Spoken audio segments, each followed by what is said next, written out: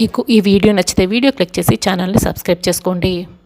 రఘురామ్ని జానకి ప్రశ్నిస్తూ ఉంటుంది. చూడండి, నేను నా చెల్లెలకి ఇచ్చిన మాటని నిలబెట్టుకోవడం కోసమే కదా ఆద్యని చేరదీసింది.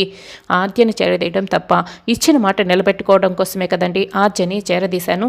మరి మీరు ఎందుకండి ఇలా మీరు నన్ను దూరం పెడుతున్నారు అని జానకి రఘురామ్ని ప్రశ్నిస్తూ ఉంటే, చూడు, నువ్వు ఇచ్చిన మాట తప్పడం కోసం ఆద్య ఏ తప్పు చేస్తున్నా కూడా వెనకేసుకురావడం చాలా పెద్ద తప్పు.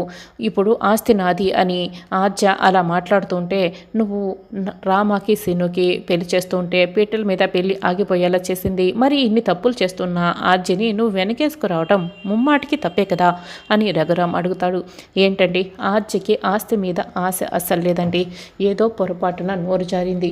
మనమిద్దరం కలిసి ఉండడం కోసం ఆర్జ అలా మాట్లాడింది అని జానకి అంటుంది. లేదు, ఏది ఏమైనా ఆర్జ అలా మాట్లాడటం తప్పే అని రఘురామ్ చెప్తాడు. పైగా రామాకి శౌర్యకి పెళ్లి చేయడం కోసమే ఆర్జ సీనయ్యని పెళ్లి చేసుకొని వచ్చింది అని జానకి చెప్తుంది. అయినా కూడా రఘురామ్ అయితే ఏది నమ్మడు. ఇది ఆద్య తప్పించుకోవడానికి మాత్రమే చెప్తున్న అబద్ధం. ముమ్మాటికి సీను మీద ప్రేమతో ఆద్య సీనుని పెళ్లి చేసుకొచ్చింది. రామాకి శౌర్యకి పెళ్లి జరిపించడం కానీ అబద్ధం చెప్తోంది.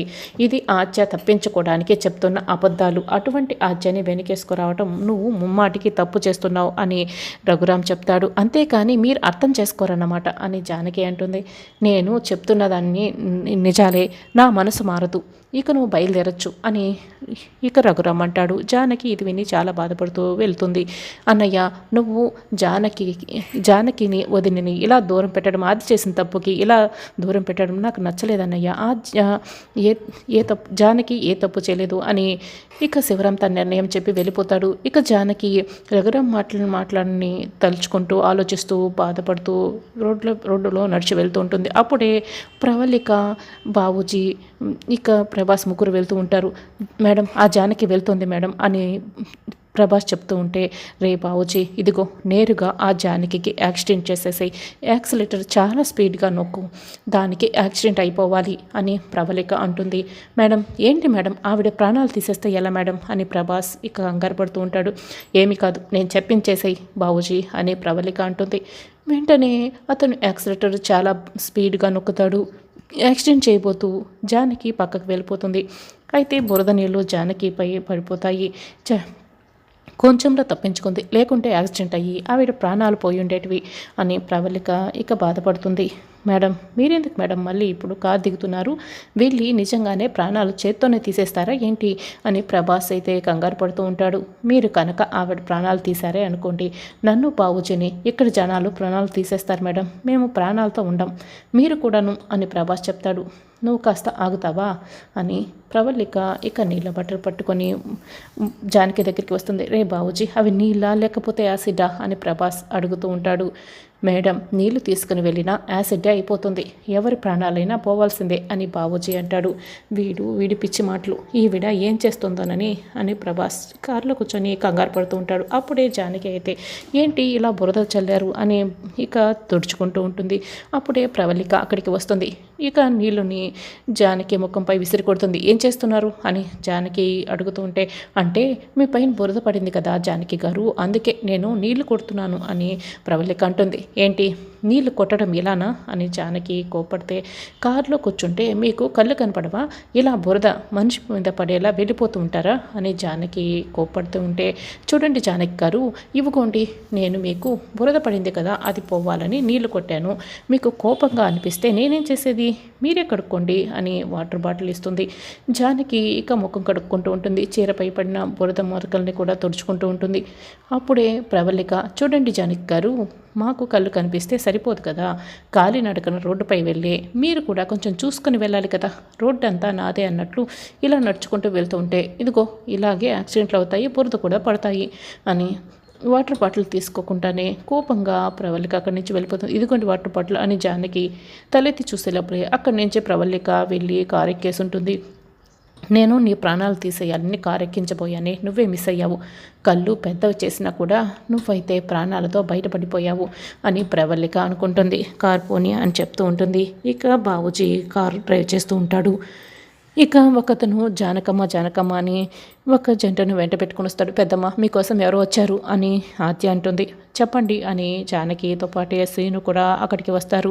జానకమ్మ ప్రతి సంవత్సరం మీరు కొత్త జంటలకి పెళ్లి జరిపించడం 5గా వస్తుంది కదా, ఎప్పటి నుంచో ఈ జంట పెళ్లి చేసుకోవాలని ఎదురు చూస్తున్నారు.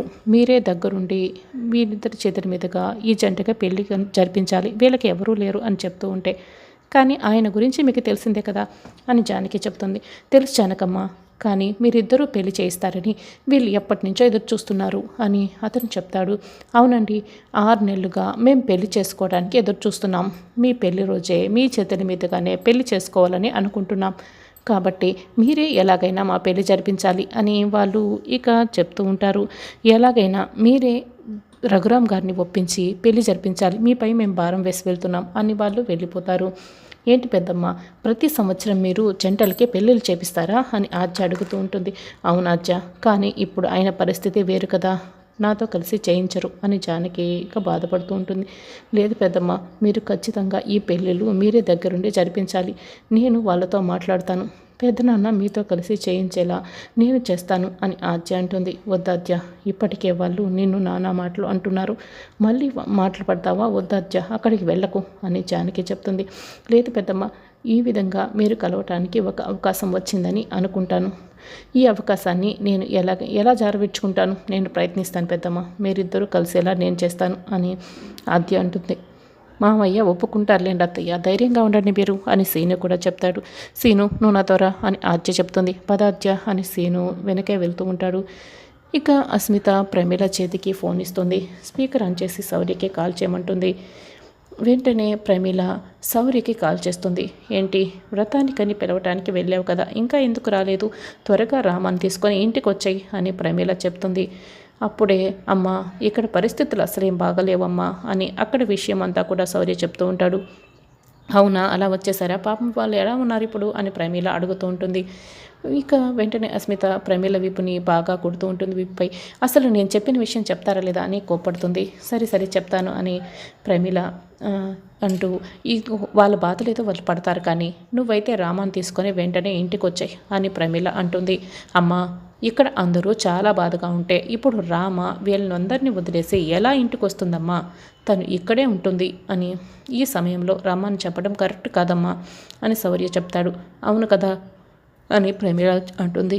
అప్పుడే అస్మిత మళ్ళీ ప్రమీల వీపుపై కొడుతుంది. అబ్బా, ఇది నన్ను సావ కొడుతుంది, వీపు వాసిపోతుంది అని ప్రమీల మనసులో అనుకుంటుంది. ఏంటో చెప్పు అని సైకిల్తో అస్మితను అడుగుతూ ఉంటుంది. రామ అక్కడే ఉంటే శౌర్యని ఇంటికి వచ్చేయమని చెప్పు అని అస్మిత చెప్తుంది.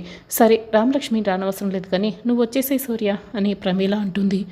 అమ్మ, రామ చాలా బాధలో ఉంటే నేను తనకి ధైర్యంగా తోడుగా ఉండాలి కదమ్మా, నేను కూడా రాలేనమ్మా అని శౌర్య చెప్తాడు. అదంతా కుదరదు శౌర్య, నువ్వు వచ్చేయాల్సిందే శౌర్య అని ప్రమీల అయితే కోపంగా తన నిర్ణయం చెప్తుంది. అది కాదమ్మా అని శౌర్య ఏదో చెప్పబోతూ ఉంటాడు. ఇంకా ప్రమీల అయితే వినిపించుకోదు.